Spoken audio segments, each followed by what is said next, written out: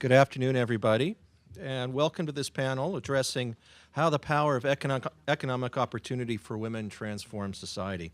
I'm Andrew Wilson. I'm the Managing Director of the Center for International Private Enterprise, or CIPE. We're pleased to convene this afternoon a discussion to highlight both the catalyzing role that women's economic empowerment can play in all societies, and particularly in the developing countries and emerging markets in which CIPE works. This event is also an opportunity for CIPE to announce the upcoming launch of the CIPE Center for Women's Economic Empowerment.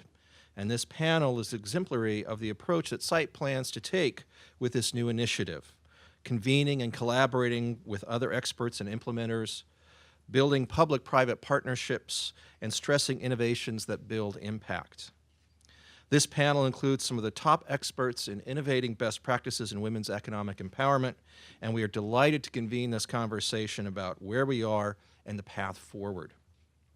While much is said about the worthy goals of assisting women to start businesses and recognizing the champions who have grown to the commanding heights of the economy, CIPE's focus on women in business also stresses the need to assist women in the missing middle of the economy. Women who are growing their own businesses in the formal sector, where they can move from being self-employed startups to being job creators and leaders in their community and participants in the global economy. In many countries, however, both cultural and institutional barriers exist that prevent women from accessing the credit needed for growth, networking with potential customers, and addressing other policy barriers to their development. CIPE's approach to women's economic empowerment, therefore, recognizes that greater economic participation and political empowerment are mutually reinforcing elements. To that end, democratic institutions are key in securing and enforcing the fundamental rights of women and ensuring their full economic, political, and civic participation.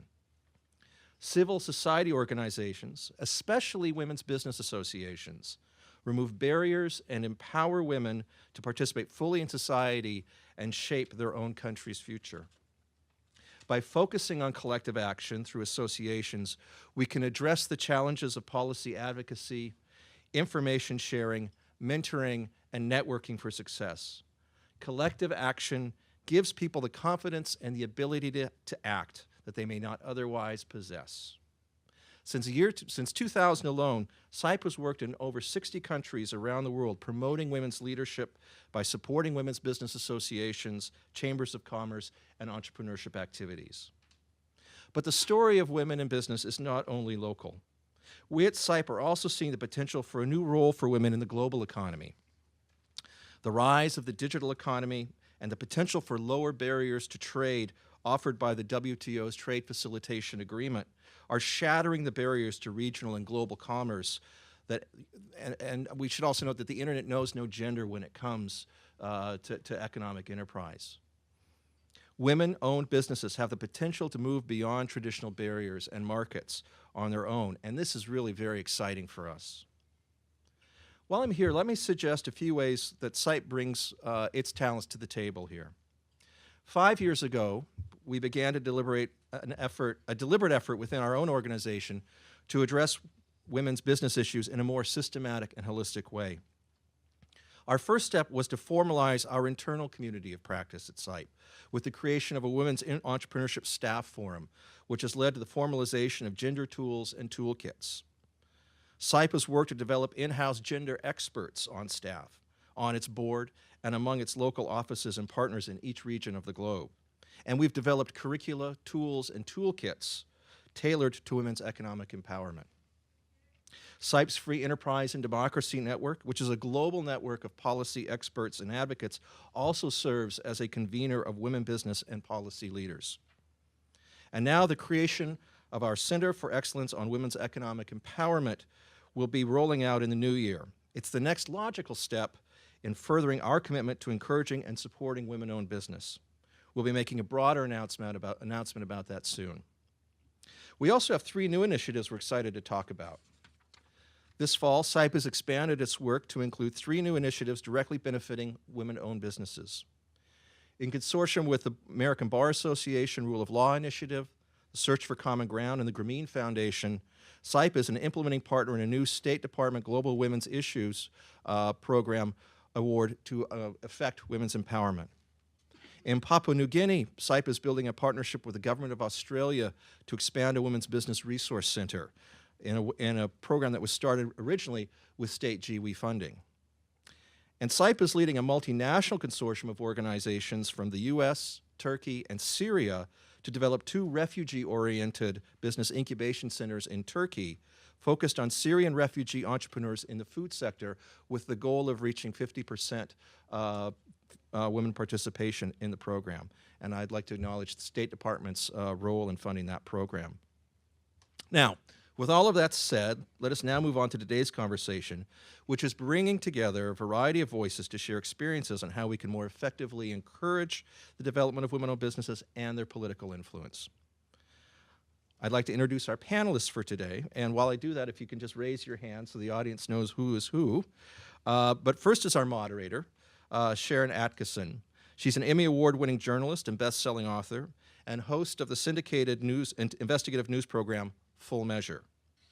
Jennifer Windsor, who's with the Millennium Challenge Corporation, is the Senior Director for Gender and Social Inclusion. She's formerly the Executive Director of Freedom House, a good friend of CIPE's, and CEO of Women for Women International. Kerrigan, who serves on our board of directors, is also the CEO of the Small Business and Entrepreneurship Council, which is a leading voice for small business in the United States. But I also happen to know Karen is often sent off around the world by the State Department on missions of public diplomacy. We've run into her in a number of places where we didn't even know she was going to be, and then she pops up at a CIPE event. So a wonderful resource to have here with us. We have Chase Ballinger. Did I pronounce that? Ballinger, okay, who is the Economic Policy Advisor at the Office of Global Women's Issues, or as we call it, GWE, at the State Department. And finally, Sarah Yun, down on the end there. Sarah is CIPE's Program Officer for Asia and the Pacific, and is one of the leading people in our organizations that actually is doing the work on the ground in Papua New Guinea, and an active member of our own WESF forum at CIPE, which is our staff forum on women's economic empowerment. So with that, I'm going to take my seat and hand things over to Sharyl to lead our discussion. Thank you, Sharyl. Thank you. Can you guys hear me? 1, 2, 3. Yes, yes. Hi over there. Sorry if you can't see me. Maybe I should stand up. If you want to see the panelists, there's a couple seats over here if you can't see from where you are. I wanted to start, what we're going to do is ask some general questions of the panelists. Some were given to me, some I have of my own. And then at some point we will open it up near the end for you all to ask questions. So please think of anything that you have to ask. I wanted to start by asking each member of the panel today to give us their really short definition of economic empowerment. Because I think sometimes we use these terms, and maybe those of you who are more familiar with them, it just sounds arcane to other people who don't fully understand exactly what you mean by that. So maybe we can begin with each of you saying what your definition of economic empowerment is and how it applies to your specific area. Let's go ahead and start with Karen. Sure. That's a very good question. When I think about empowerment, I think of it as an economic empowerment. But empowerment generally, I think about as a process of becoming stronger and more confident, particularly in controlling one's life and grabbing your rights. I think it's in terms of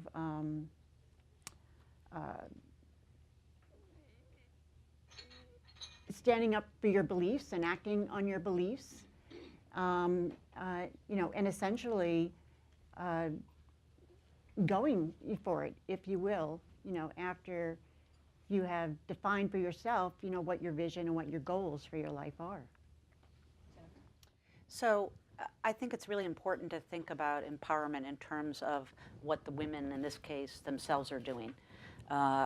When we tend to, as donors, talk about empowerment, it's like we are empowering others, as opposed to what really is it about, which is we're helping to provide tools and platforms for women to have the ability to equally participate in economic opportunities, to grow their own incomes and to increase their, and to add to the productivity of the economy. So I think it is, but it's not just economic, and it certainly entails a broader view, and as was mentioned, that kind of view of not looking at economic empowerment alone needs a whole range of other kind of empowerment issues to go along. So from our perspective, I would agree with what was said. We look at empowerment sort of from a very comprehensive approach, right? We look at education. We look at how gender-based violence plays into women's economic empowerment, and how these issues interact with one another as well. Ultimately, with the goal of giving women and girls more agency and leadership on the ground to promote women's economic empowerment. From CIPE's perspective, in a lot of the countries that we work in, a lot of women in particular don't have access to information, access to resources, access to knowledge, education, to empower themselves economically, meaning, it can mean anything from in a country like Papua New Guinea, where I work on, some women don't know how to open up bank accounts. In other countries, they don't know how to advocate for their economic rights as women. So from a very kind of rudimentary level to high-level advocacy planning. So giving them the right tools and the resources to be able to do that. This question, I'm going to go first with Sarah and Chase, because you deal with primarily, I guess, with the foreign realm in many respects, although Jennifer and Karen are free to jump in as well. I think a lot of Americans would have the question, not just being self-centered, but would wonder, how is the United States potentially helped from better economic empowerment of women globally who aren't necessarily directly connected to our economy? Yeah, so I can start with that question. So from the State Department's perspective, we see women's empowerment and women's economic empowerment in particular sort of vital or central to achieving U.S. foreign policy objectives, right? And this is seen, at least on the private sector side, making sure that consumers, right, are more, broad, are more healthy, can purchase products from U.S. companies. We look at this in terms of increasing trade, investment opportunities as well. Increasing opportunities in supply chains as well. So how can we increase opportunities for businesses to source from women-owned businesses in Papua New Guinea or anywhere else in the world as well? So there's an imperative from our perspective to make sure that these issues are incorporated into achieving U.S. foreign policy goals. And it cuts across just about every issue we work on, from security, economics, trade, health. These issues are vital. So. Can you briefly give, before we go to Sarah, a tangible example of a way in which women's empowerment, maybe in Afghanistan, economic empowerment might help achieve the goals that you're discussing? Right. So as I mentioned before, if we're able to create more women-owned businesses, U.S. companies here can better source from these businesses overseas, right? And what we've seen, the data shows that when these businesses have more diverse supply chains, their productivity and their output goes up as well. Number two, I think economic issues and security issues are related, right? When there's more economic stability in countries, there's more security. So it impacts our national security goals as well. Sarah? I think the simple fact is that we live in a global economy, so we can't avoid international trade and sourcing from other countries, whether it be developing countries or developed countries. The other simple fact is that women make up half or more than half of the economy, so we can't ignore that population. In the context of CIPE, we work in a lot of developing countries where a lot of women don't have the resources and the knowledge to, going back to the first question, empower themselves. So it's one of the other things that we work on is network building. So connecting women from Bangladesh to Cambodia, for example, and sharing resources that way. And we found that a tremendous way of uplifting not just women in Cambodia or women in Bangladesh, but women in Asia or writ large in the world. One statistic that you guys provided for me was, I thought this was pretty interesting. In a full potential scenario in which women play an identical role in labor markets to that of men, as much as $28 trillion, or 26%, could be added to the global annual GDP by 2025. That's pretty big. What were you going to say, Karen? Well, I agree with what was said in terms of, when you do have sort of economic stability, there's political stability, business-like stability, and from an economic growth perspective, this helps everyone. And from a U.S. perspective, in terms of women entrepreneurs and all entrepreneurs in the U.S., when you do have growing economies everywhere, and women starting businesses in these countries, growing middle class, more capital, more money, more growth. I mean, those are just more people and countries and businesses that U.S. businesses can sell to. And it's becoming more easy, to go global with our platform-based economy, being able to send your business global. And it just provides more opportunities for our entrepreneurs here in the U.S. It's good for growth. And again, I think the political stability piece is really critical in terms of getting to broad, global growth where, everyone benefits from that. And Jennifer, your group, Millennium Challenge Corporation, I think started in 2004, right? Mm-hmm. What are some of the lessons learned, and have you noticed a big change since 2004 or more of marking time? Mm-hmm. No, I mean, MCC is very unusual in the sense that it, within 2 years of its founding, it had a gender policy.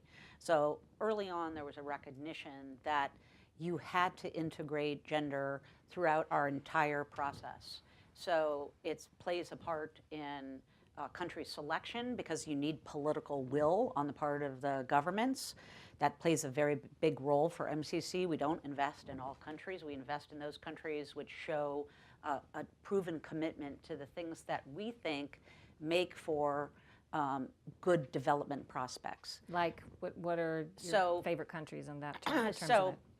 For instance, we work in places, and so the other thing on the countries, and I'll go into the examples, is that sort of one-off projects don't make sense, and it doesn't leverage the kind of that incentives that MCC can provide. So MCC puts big money on the table, $300, $400, $500 million.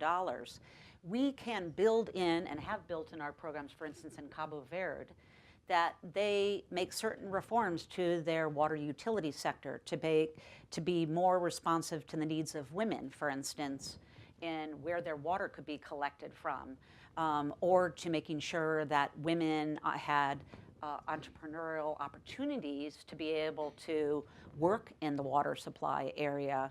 And we made as a condition precedent to the release of the big infrastructure that was going to put the water supply infrastructure in place, we said you have to pass these changes and commit to these changes before we release our money.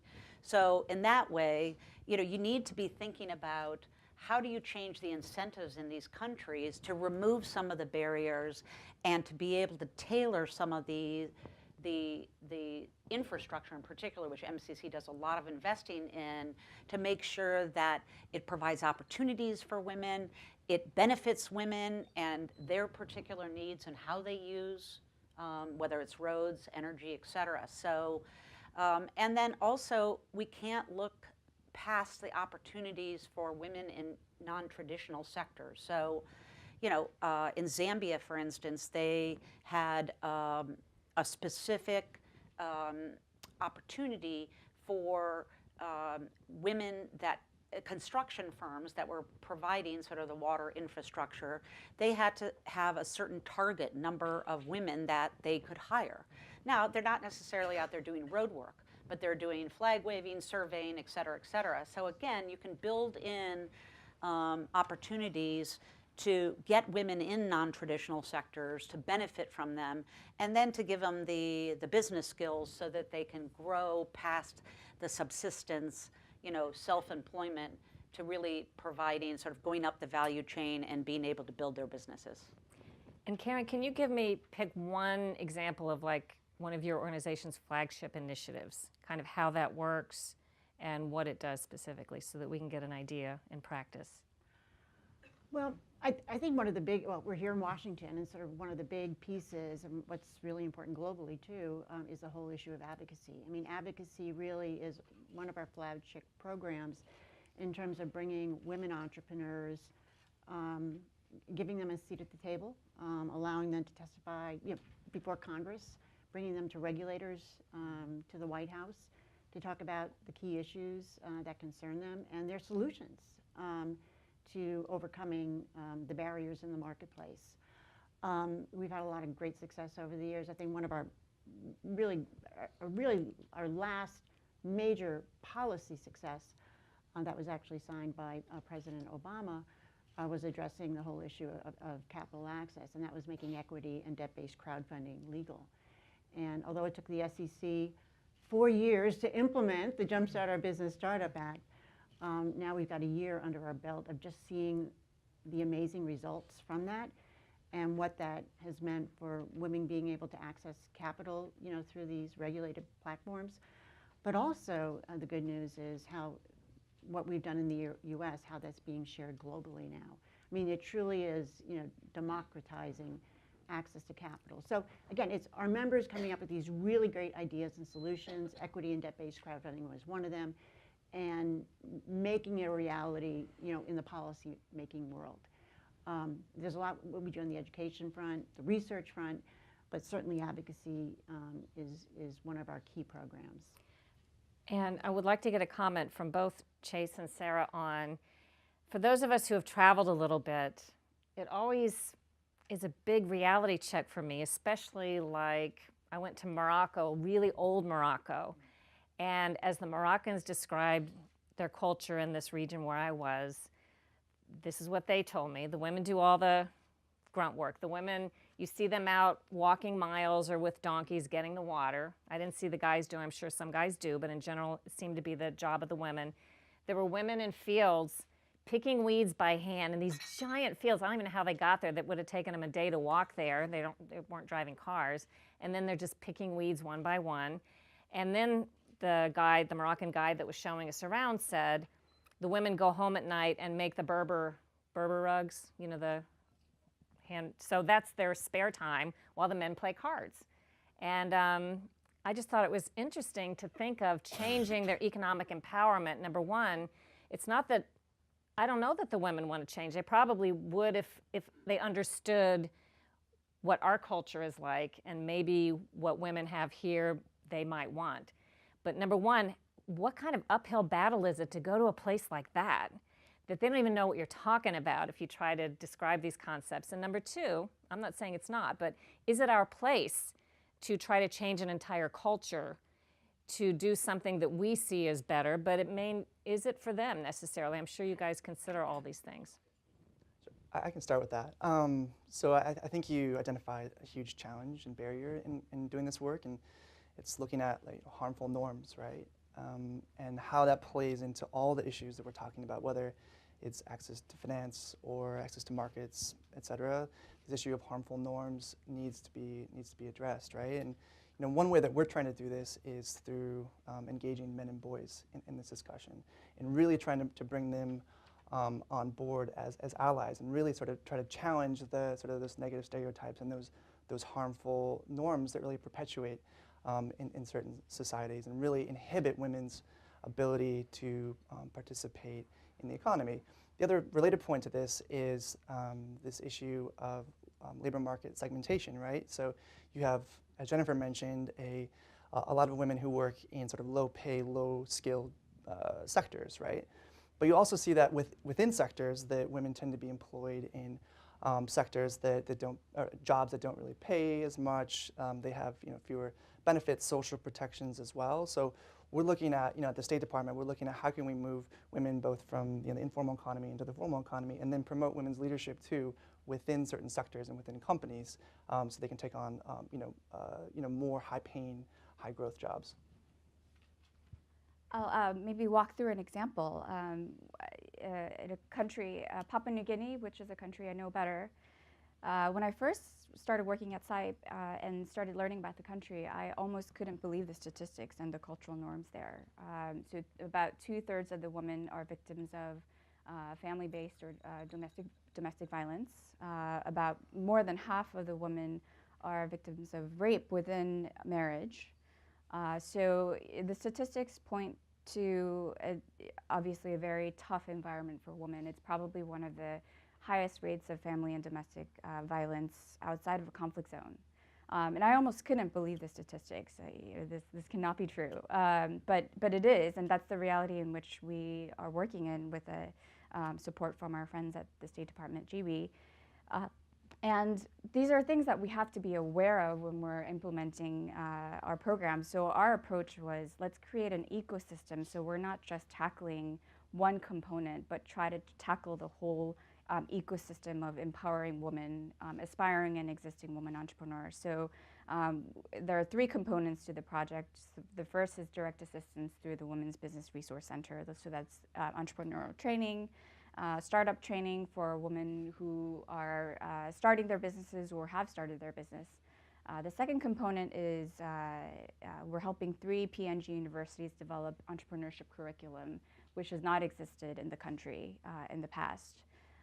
So we're working with 2 universities from the capital and 1 from outside the capital, so that young women have the option of entrepreneurship as a career path. Third component is advocacy, so partnering with women's business organizations to build a coalition, and so that they don't feel like they have to act on their own, because it's hard to act on their own in any country, but let alone a country like Papua New Guinea, where it's a very difficult environment for women. So we're kind of coaching them through advocacy process, what it means to pick an issue that matters to your constituents, your members, and then writing white papers, engaging in public-private dialogue with the government officials or other like-minded stakeholders. So that approach, I think, is important, the holistic approach. And then to go back to Chase's point about including men and boys in our program, so that when women go back from our training, they may feel empowered, but then they go back to the families where the norms are completely different, and they may even face, sort of discrimination against their empowerment, right? So including men into the programs, boys into the programs is, I think, critical. From our perspective, I mean, engaging men and boys should be central to everything that we're doing, right? Because, I go to a lot of similar events like this, and men and boys are sort of talked about at the end of the event. And I think that this conversation should be front and center. We just held an event yesterday at the State Department that looked at how we can engage men and boys around addressing and preventing gender-based violence, against women and girls. And we had a presentation from an organization called Promundo, who's doing incredible work on sort of challenging this idea of harmful masculinity and so on. So I think that from our perspective, going forward, we're really going to make sure that this idea of engaging men and boys and really trying to address that issue is central to our programming efforts. There's that video going around on social media, if y'all seen it, with, I don't know if it's in North Africa, where is it? Which one? Well, there's these young boys that they said they taught them in schools, no means no, just simple terms that they had not heard about treating young girls and women. And they said in a fairly short period of time after instilling these sort of simple program, they saw a huge reduction in certain types of, assault crimes, and as well as just a general attitude of change where boys were then asking young ladies, can I don't know, hug you or whatever it was, versus just sort of taking. I thought that was fascinating, video going around about that. Jennifer? Yeah, I just want to reinforce that this point that there are universal beliefs. And one of, every family, the parents want a better life for their children. And so when you're talking about being able to provide your children the best opportunities that you can, it's important in most places, especially in the developing world, both parts of both the mother and the father have to work, and they have to earn money.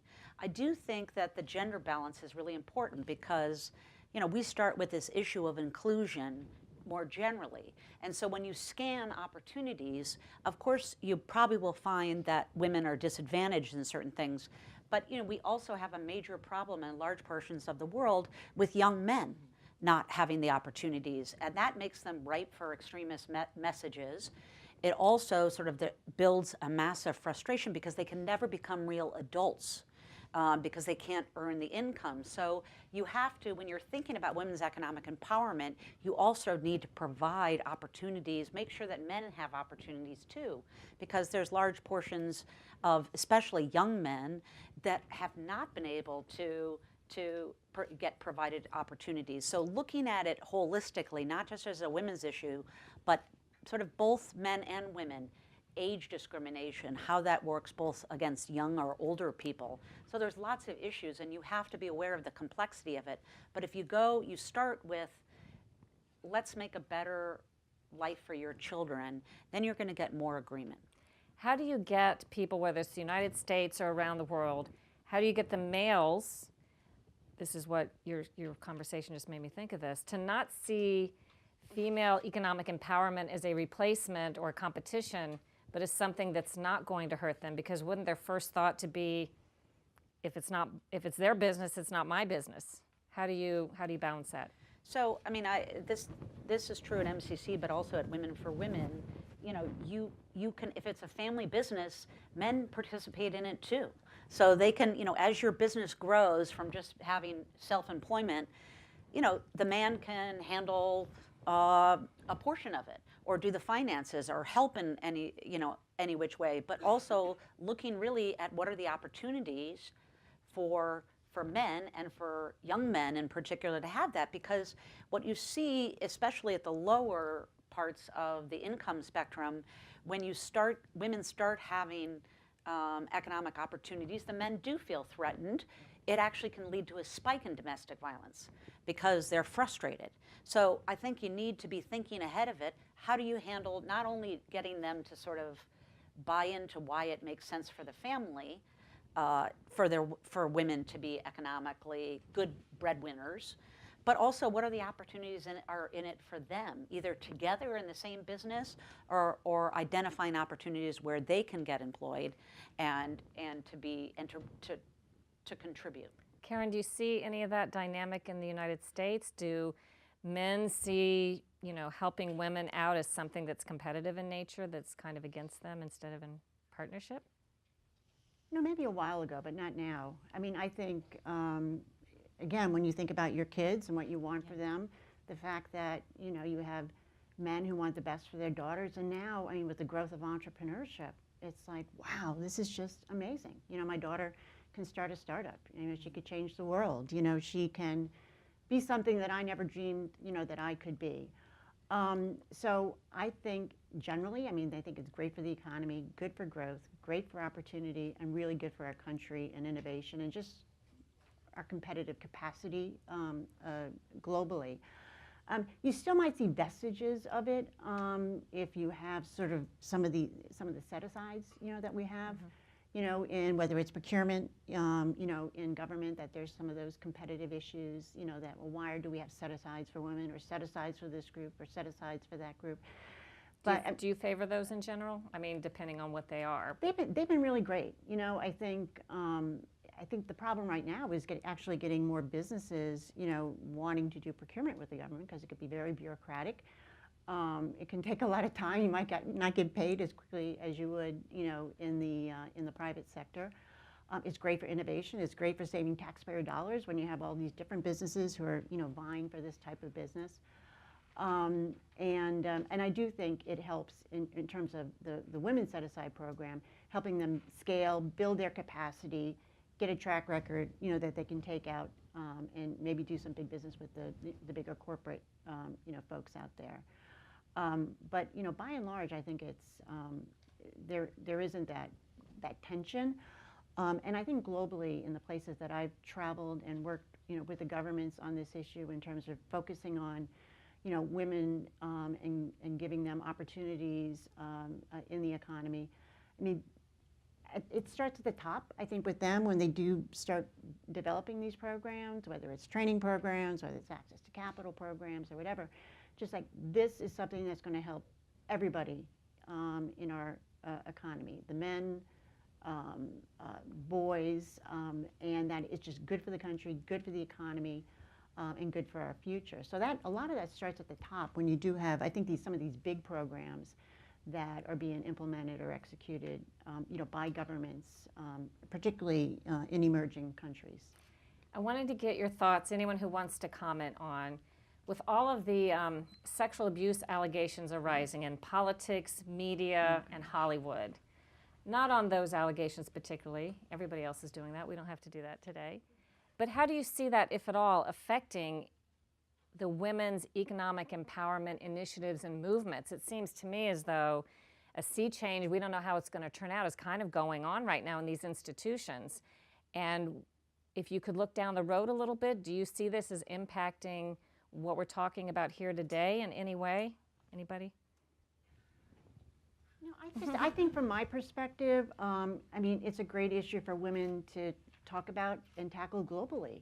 I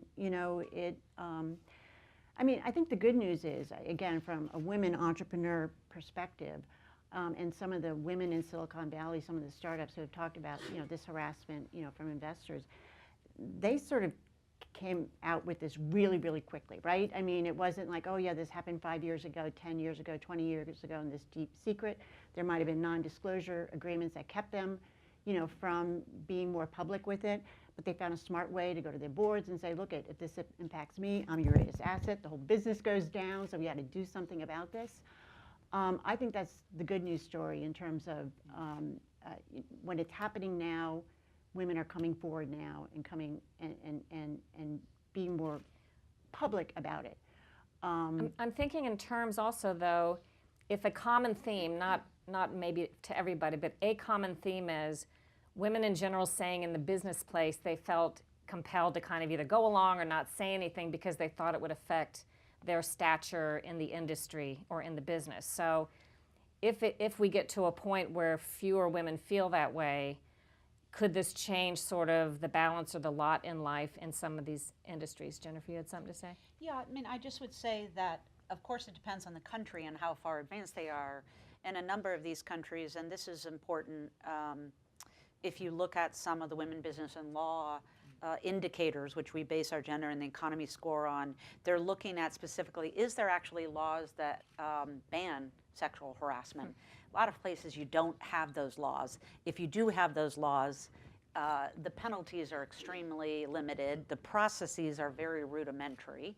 And the high likelihood is that those that complain about sexual harassment will not get, will be either, basically demoted or removed from the company. So I don't think that we should, I think that what's positive about what's happening here is it shows other countries that this is an ongoing issue. Even a developed country like the United States is grappling with this. And what obviously each culture has a different idea, but cultures can change, and that's what I find so remarkable. From the 1980s, when I was on I'm now dating myself, when I was on Capitol Hill, it was the wild, wild west. It probably maybe still is, but it was the wild, wild west. As a young woman right out of college, wow, I can't tell you, the things that were told, said to me, which would not be able to be said today. So I think there is a culture change here, and there can be a culture change in other places. And we at MCC grappled with this because we set up these local entities. They're called Millennium Challenge accounts or agencies, and that's really because it's a country ownership is a major issue. But we were getting a lot of complaints about sexual harassment that were occurring within MCAs, and so we established a set of guidelines, again, basing, if possible, within domestic legislation on this has to be part of working at an MCA. You have to abide by these rules, and this is what needs to be done, and the CEOs of those individual MCAs are responsible for that. And so we've had series of training. So, you can start from your own offices, and that can have a spillover effect. And then the government agencies that we work with, we also encourage them to have, sexual harassment and non-discrimination policies, et cetera. So there's a lot of opportunity, but I think that one of the things that helps is that to say, we're not telling you that we know how to do it, because we're all learning about this together. Chase and then Karen. Yeah, just a quick point. I mean, a lot of companies, especially U.S. companies, have been working in this space, for years, right? And I think that the cost to the private sector has been sort of recognized, and they've instituted their own policies and their own programs, right? And they saw the cost as it relates to, productivity, turnover, absenteeism, looking at issue of litigation. So I think that obviously there's some momentum around this issue recently, but a lot of companies have shown a lot of leadership in this space for quite a while. I think the other good news story about this, and where we can set the example, is that there's accountability, right? I mean, wow, something is happening. When someone comes out with a story or something that happened to them, so-and-so's fired, they're gone, they're suspended. I mean, a lot of these people are gone now. And I think, It's sort of a new development kind of in a way, though. Not that it never happened before, but now in this environment. It is, and I think that's really good. And I think, hopefully that will continue, and then that, again, will set an example globally, of how this issue should be dealt with. Although it's very interesting because there's lots of different stories and allegations that are out there, and the types of behavior is very different. And you can see that, in the political realm, it's a slightly different, companies, or media companies in particular, boom, boom, they're out. That story comes out. In the political realm, it's a little bit more complicated. And,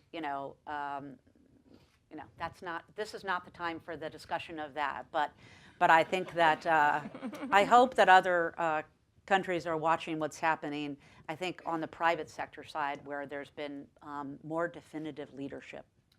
We only hope the voters can hold these folks accountable. Thank you for commenting on that dicey issue, but I think it is important in terms of what we're talking about today, at least potentially important. I want to also next talk about the phrase I've heard you all use and I've read about when reading a little bit about coming here to moderate today. There's talk about women's access to capital. And I'd like to ask you to go very basic because, again, when I write stories in journalism, I try to take jargon and break it down a little bit, stuff we're used to saying over and over again that just people just ignore it because they don't exactly know what you mean by it. When we talk about access to capital, what does that mean? Cash? Loans. Explain what that means in very simple terms and why it's very important for women to have access to capital or what's blocking that in some cases now. Who wants to start with that? I'll just jump in briefly. There's a lot to be said here, but it starts from really rudimentary things. Can a woman actually open up a bank account? In some cases, there are restrictions on that. You have to have the husband or the father, co-sign any of the government documents. Not here, right? In U.S.? Yeah, No, since not anymore. Did they used to be? 1980s brought down the Oh last my gosh. vestiges. 88, the Wow. Women Business Ownership Act, HR 5050. There was what was happening. The last vestiges at the state level that would Wow. require that, but that was actually. It's a good reminder. Yeah, We're not- exactly. We're not as advanced as we think we are. So, and then I would say, and then having the kind of credit history or be able to get the kind of loans in the levels that you want. And so, I'm interested in obviously the Grameen Bank and Trust, they do micro loans that really help, and a lot of their women are their recipients of that. Is that But just a sort of- small amount loan? Just a microloan? What's a microloan? Microloan, sorry, That's all right. is very, very small amounts of money. So when you get to the bigger, when a woman's company grows to a bigger and you really need to get more capital, you really have to you could have lack of access to banks. Banks are not sort of very easy to get to in most parts of the world, and they don't necessarily want risky investments. So you have to be able to provide very concrete incentives for them for the banks to sort of say, take the risk to be able to do that. It could be access to mobile technology. So as mobile banking is coming online, look at the differential between women's use of mobile phones versus men. How do we get that sort of opened up for women? So these are just a few examples. Yeah. So just a quick comment on that as well. So when we talk about access to capital, we tend to talk about loans, right? But what we sometimes don't talk about is equity financing, venture capital financing as well. Look at other services like insurance products. Women lack access to insurance products, risk mitigation products, et cetera. So our office has done quite a bit of work in the area of expanding access to finance for women entrepreneurs. We have a partnership with an organization called Kiva.org. They're a crowdfunding organization based in San Francisco. So what we're trying to do is we created a loan matching fund where our fund matches individuals on Kiva's platform. So if there's an entrepreneur, let's say in Kenya, looking for a $5,000 loan, $2,500 will come from our fund, and then $2,500 will be crowdsourced. So we're looking at innovative ways that we can really help raise capital for women entrepreneurs as well. And then over the summer, the World Bank launched the Women Entrepreneur Financing Initiative, or the WEFI initiative, and in the United States has been pretty instrumental in helping to shepherd that through. The president announced a $50 million pledge in July, and that looks at exactly what Jennifer was talking about, right? Looking at how can we unlock capital, right? I mean, the goal of that is to unlock up to $1 billion in private sector capital, right? But we're taking sort of a two-pronged approach on that as well. Not only are we looking at the finance piece, but working with the public sector to sort of build their capacity so they can build out the ecosystem for women entrepreneurs. Quick question: as well. when you say unlock capital, what does that mean? So basically, it provides it's kind of technical, right? But it provides insurance, so to speak, for companies, right, or for banks. So typically, the traditional banks don't tend to lend to women entrepreneurs. So what our capital will do through the WeFi will sort of allow them to take more risks on women entrepreneurs. So if the women were to default, they would be covered under the insurance. The banks would be covered under the insurance. It's really technical, but that's sort of one way that it's sort of looked at. I think that's sort of one way to do it. It's looking at the risk mitigation piece through WeFi. Can I quickly comment? We work with the Cambodia Women Entrepreneurs Association, and we supported them to do a road tour of various provinces to collect policy barriers that are negatively affecting Cambodia women entrepreneurs. And the top issue was access to capital. And that's not surprising, but it's also kind of good to hear it from the ground that we're not just talking about it in the policy circles of Washington, D.C., that these are what's coming from the women in the countries that we work in directly. And so kind of related to that, another country we work in, we worked with the Bangladesh Women's Chamber of Commerce and Industry to support them in the endeavor of drafting a national women's business agenda. And as part of that, and this is where advocacy is a critical piece of the ecosystem and the holistic approach, they managed to advocate to have specific desks at banks that are dedicated to women borrowers. So at this point, about 65% of the country's banks have dedicated desks for women borrowers. So those are small wins, but we'll take what we can get, right? Yep. I wanted to ask you, Sarah, someone who's lived in these other countries, and you've worked with a lot of organizations, it sounds like, but I'm sure you've also worked with individual women or seen some of that. Do you have a story that stands out in your mind, or a story you could tell us about a family or a woman or a business enterprise or something that you've seen change as a result of the efforts to empower women economically? Oh gosh, there are a lot to choose from. But I'll go back to one of the countries that I know better, Papua New Guinea. We actually opened up a women's business resource center there, so we see a lot of women walk through in all stages of life, in all stages of economic background, educational background.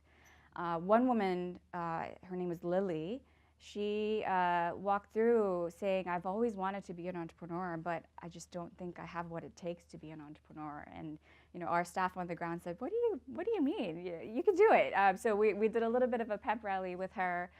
Also, she attended our training seminars and mentoring sessions and networking sessions, and were able to pick up hard skills and tools.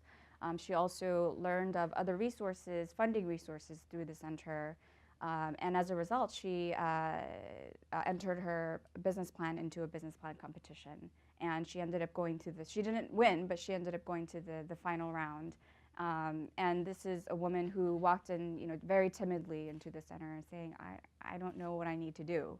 And I don't think I'm fit for it, but I know it's there in me somewhere. So just to kind of see those stories unfold, it makes it really worth our time and our investment, and all the effort that go into it. We take for granted in some respects that when we want to do something in this country as women today, there are so many role models around us to look at and copy. But in some of these places you're talking about, for them to think of this on their own when they're That's not right. surrounded maybe by anybody is really something. Right.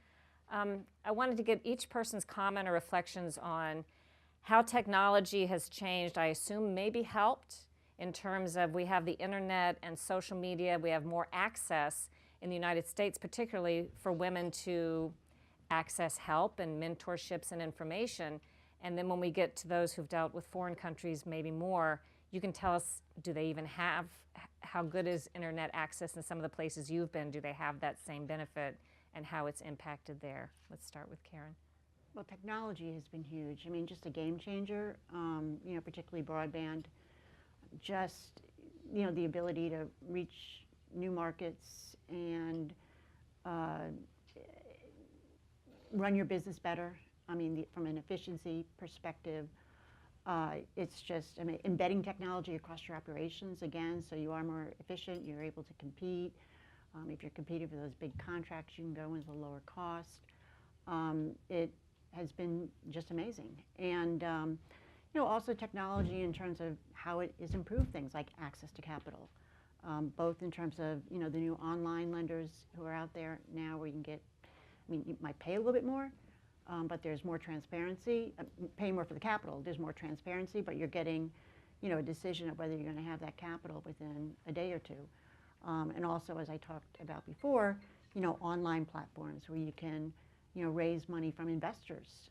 Truly democratization when it comes to accessing capital, putting your idea on a platform, going to pretty top-level investors, and even ordinary investors now, which they were not able to do, that are not accredited investors. Ordinary people can now invest in all these ideas simply because of these online platforms and the transparency that brings to the marketplace and understanding sort of what you're investing in and things like that.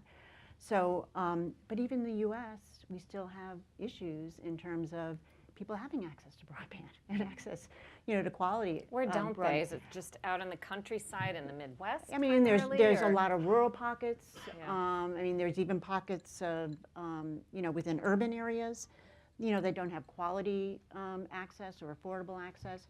So, this is still a huge issue, and that last mile, as we call it. But there are some things that the FCC is testing with now in terms of TV white spaces and things that some of the technology companies can use to really, get them this access. So there's still, inequality of opportunity here on those fronts. And I think, we're going to need that in order to bring back some of these rural areas and some of these parts of the country who have either never came back, from a dislocating event like a big factory moving out, or have just never really recovered from the Great Recession. And so there is that concentration, of capital and concentration of quality economic growth that, again, technology is one of the answers to that, and particularly broadband, I believe. Do you have anything to add to that, Jennifer, on the domestic I side? I think that it's important to also, the mobile phone, the cell phone technology is really the key. So, even in Eastern Congo, when I was at Women for Women, and we were talking to sort of women that were involved in, production of peanut butter or things that needed refrigeration, and they needed to know when their products could be bought and when there was a need for them because they would spoil. So they could use their phone, texting, et cetera, to communicate with the supplier, and be able to get the product to the market in a timely manner and not have it spoil. That's a huge, huge effort, and it didn't require all of the high-speed internet. It required a cell phone and the knowledge to do that. So I think that there's a lot that can be done. And you go into a place like Monrovia, which is extremely poor, and the proliferation of Facebook for almost every single business, I mean, is incredible. You know, they're not bothering to do websites. They just do Facebook, and so you can use that. So, I mean, there's a lot more that can be done, and I think that, you know, in a place like Togo, where we're designing a program there you know, the information technology side, we are, because that whole industry is now opened up as Togo's kind of opening up. Women entrepreneurs, training women specifically to be able to create businesses in this space is going to be very, very important. And they don't have to know, you know, all the computer programming language. They can be sort of intermediaries. So there's real opportunities there, I think, to use technology as a leveling force. Think of your questions, and we're going to hear from Chase and Sarah on this topic, and then we'll have questions from the audience. So Chase. I think the benefits have been sort of fully described here. I would just, in terms of access to markets, access to finance, technology plays a huge role in that. I would just flag some of the risks as well. One thing that our office is focusing on recently is this issue of violence in digital spaces and, you know, gender-based violence online. And what we've seen is that you know, impacts women's ability to participate in the economy as entrepreneurs, right? As leaders, as consumers, right? So, you know, as we're thinking through this, like, you know, and we're focusing on this issue in our campaign during the 16 days of activism against gender-based violence. And it's something that's getting more and more attention in the multilateral space. For example, the Commission on the Status of Women has focused a little bit on this issue. APEC has done some work in this issue as well. So, you know, from a policy perspective, we're focused on this issue and making sure that, you know, women and girls have access to a safe and free internet, right? Just quickly, another point on that is we're also tracking closely sort of the changing world of work, and that was the theme of the Commission on the Status of Women this year in March, and we're tracking this idea of like the gig economy, right? The on-demand economy, like the ride shares, for example, or you know, Lyft, Uber, TaskRabbit, those types of businesses, and how that impacts women, right? It's interesting gender component. I was reading a study recently in South Africa that looked at how these you know, apps for domestic work, on-demand domestic work, have you know, created opportunities for women in the economy. You think intuitively the conventional wisdom might say that, oh, it creates more flexibility for women to participate in the sector, but in fact, what a lot of the research has shown is that it provides actually precarious work with low, you know, social protections, low labor standards as well. So it's something that, you know, we're thinking through in terms of the overall discussion in the digital economy. When you say digital violence, I'm just looking Yeah. for a couple sentences. Yeah. Women being bullied online, or Harassed. videos of women being shown? All of the above, Okay, right? just Harassment, stalking, bullying, all that. We sort of incorporate as online GBV. I think if we were to do a SWOT analysis of strengths, weaknesses, and threats and opportunities of women's economic empowerment, one of the opportunities that O's would be e-commerce, which allows women to be at home, to run their own home businesses or wherever, or in the case of Papua New Guinea, they could run their businesses out of the center that we run. But allow them to run their business and make money off of it. So I think that's a huge opportunity, but keeping in mind those risks that exist online.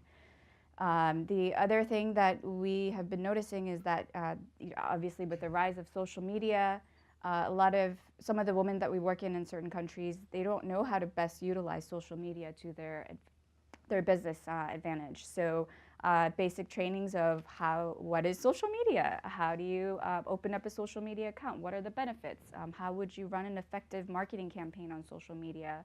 And things of that sort. It can be very beneficial to some of the women that we work with. Thank you. Do we have audience questions? Someone will come with you. Raise your hand. There are young ladies who will come to you with a microphone. And if you could direct your question to a particular panelist, if you have one in mind, and let's ask the panelists to just try to answer in like a minute and fit in as many as we can. Since there are several, you guys can pick with the microphones who to, yeah. Okay. Hi, I'm Stephanie Kimber from the Australian Aid Program, and I had a question for Sarah. Very excited to find people working in Papua New Guinea, close to my heart. I wanted to go back to your comments about engaging men and boys, something that the Australian Aid Program has been trying to do for a long time in Papua New Guinea. I know we've had some success working with sporting groups. rugby league is huge in Papua New Guinea, and they've done some programs engaging high-profile rugby league players to talk to men. And I was interested to know what successes you had and what approaches you'd used through your programs. I will share one of the things that we have planned is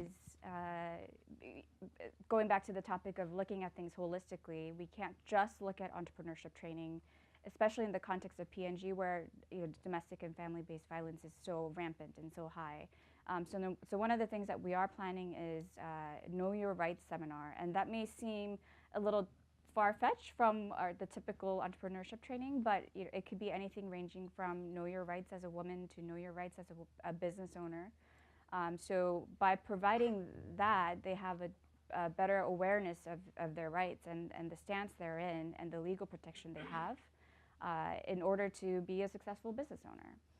And as part of that, our plan is to bring in as many men as possible, so their husbands, their fathers, or whom have you, so that men are also aware of individual rights and women's rights as well. So we'll let you know. We'd be happy to let you know how that goes, but that's definitely in the plans. There's a question up here. Oh, you got microphone. There's one here afterwards. Thank you. Hi, Anastasia De Santos with USAID. Question for all the panelists. When we are working with women's business associations and networks, how do you balance between a desire to really allow women to have their own space and free from potential harassment versus really wanting to connect them to the players who have the big opportunities and the right information, who tend to be businessmen? Let's pick two panelists who want to answer that most. Two panelists. Karen, you get picked. So the question is the women business associations themselves, or the actually women who belong to those business associations? Because, yeah, I mean, I think, it's interesting because, I mean, I think women business associations should be, doing what their members want them to do. That will make them more effective and, make them basically sustainable for the long term. And look, I know, here in the U.S., I mean, the most successful women entrepreneurs, they basically have a diversity of networks because they understand that, if getting to know different people, whether it's information or the banking community, access to capital, or even access to contracts, that, and they may have their safe space of their peer group, with their women entrepreneurs who get together on a regular basis to discuss sort of challenges and opportunities and how to overcome those. That, I think the notion that you should have sort of these programs that your members want, but I do think there's benefit, in terms of working, outside of the women business organization itself, so that you do have access to the networks, the capital, and all the other things that you need really to help your businesses not only start up, but grow and grow big time. I don't know if that helps at all, but I mean, it's just really, with successful women entrepreneurs, we know that they become successful because they do have this diversity, of networks and belong to a diversity of different business associations. So perhaps that's helpful. Just a quick comment. Yeah. I think my colleagues, one of the things that my colleagues are looking at is how mainstream chambers funnel women's economic issues versus how women-specific chambers look at those issues. So I think that project and that program is progressing, and it's a really interesting one in my opinion. So again, I'd be happy to keep in touch and share more information about that. Thank you. Hi, I'm Dale Hill from Sharyl Foundation and some other places. I had a lot of questions, but they all sort of add up to two.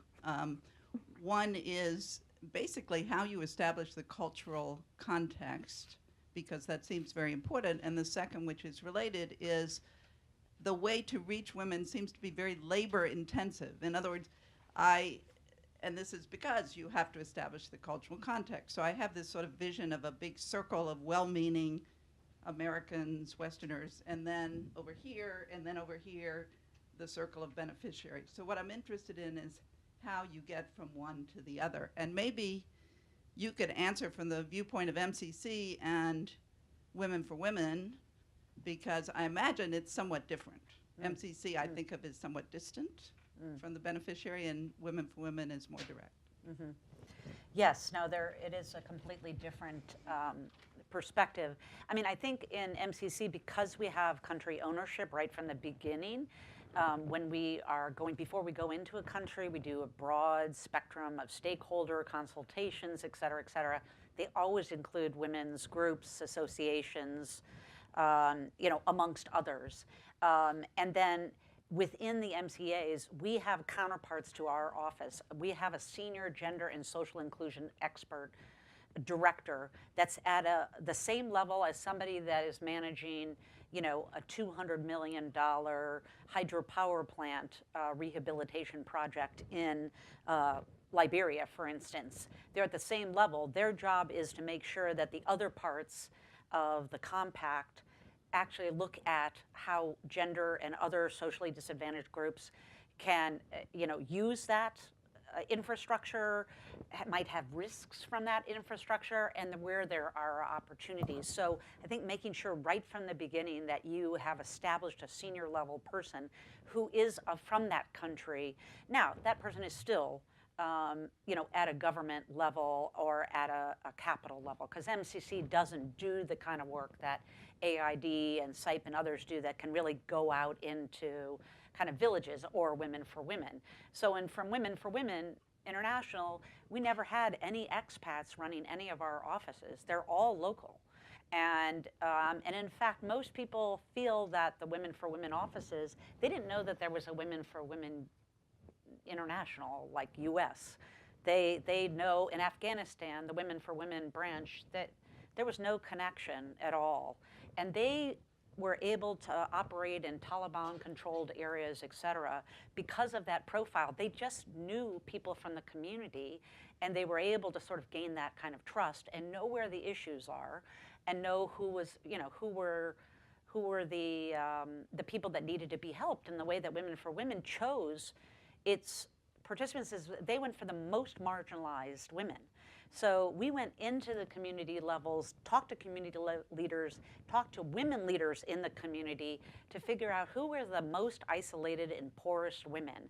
And that's who we invited to our training. So it was a much more kind of granular approach. And so you kind of need both, because MCC is able to sort of do the broad policy change, set the big, energy, roads infrastructure, rebuilding schools, all those things are really, really critical to women's economic empowerment. That's like the big picture. But the micro level, especially for really, really poor women, you've got to tailor programs to all of the challenges that are facing it. And that could be health, psychological trauma from violence, as well as sort of lack of basic vocational skills. And so sort of being able to tailor it to individuals takes a real community level and a very, very sort of one woman at a time, which, at MCC, it's two different parts of the same, that all of which are needed. And then there's all the middle that needs to be covered too. So when anybody used to say, we have all this proliferation of groups and development agencies and private foundations that are working on women and girls, isn't there just too much? And I was like, you know what?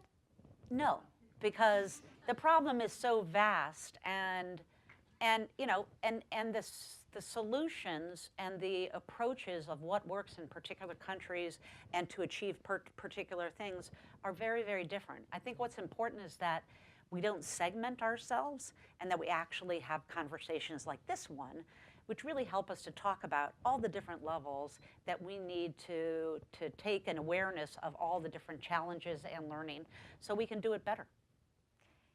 I can add on that question, or we can do another. Go ahead, please do. That'll be it, right? That's it? So just last comment. Really quick, I think what your question gets at and what Jennifer talked about was coordination, right? Both here within Washington and then in the field as well. So that's the biggest challenge we come across, is making sure that what we're doing here in DC, both in the civil society space, in the government space, in the private sector space, complements each other's work.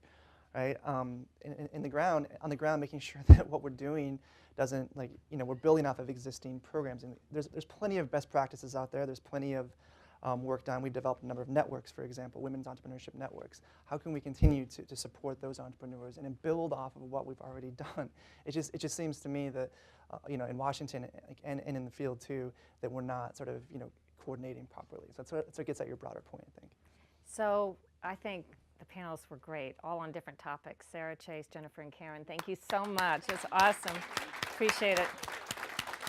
Thank you guys for coming. Hope you found it interesting as I did.